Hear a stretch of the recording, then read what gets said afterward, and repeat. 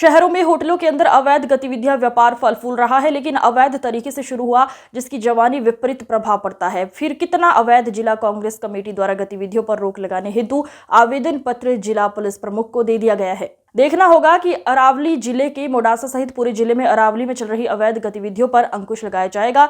जिला कांग्रेस कमेटी अध्यक्ष कमलेंद्र सिंह पुवार, पूर्व विधायक राजेंद्र सिंह ठाकुर, निकुंज राठौड़, पुलिस प्रमुख शेफाली बरवाल सहित नेता आवेदन पत्र जमा कर दिए हैं। बिना लाइसेंस के स्पा सेंटरों में घूमना और गेस्ट हाउसों में घूमना, देह व्यापार और देशी विदेशी शराब के साथ साथ नशीली दवाओं के अड्डे भी। इस मामले में एक प्रेजेंटेशन भी दिया गया। इस मामले को लेकर पुलिस प्रमुख शेफाली बरवाले गंभीर हैं। इन्होंने नेताओं को आश्वासन दिया है कि आने वाले दिनों में अवैध गतिविधियों को रोकने के लिए कदम उठाए जाएंगे।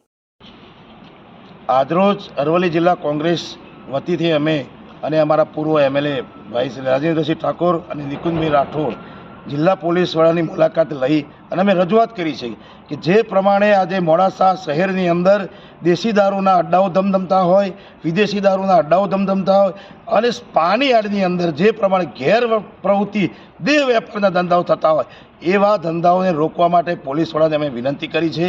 અને બીજું કે હમણાં જાણવા પણ મળ્યું મીડિયાના માધ્યમથી કે કેટલાક સ્થળો ઉપર તો ડ્રગ્સનું પણ સેવન થઈ રહ્યું છે। આ ખૂબ જ દુઃખદ બાબત છે। યુવાનો બરબાદ થઈ જશે અને મહિલાઓની પણ આજે પરિસ્થિતિ ખરાબ થવાની। લોકો આવી દેશી પોટલીઓ પી અને મરી જશે।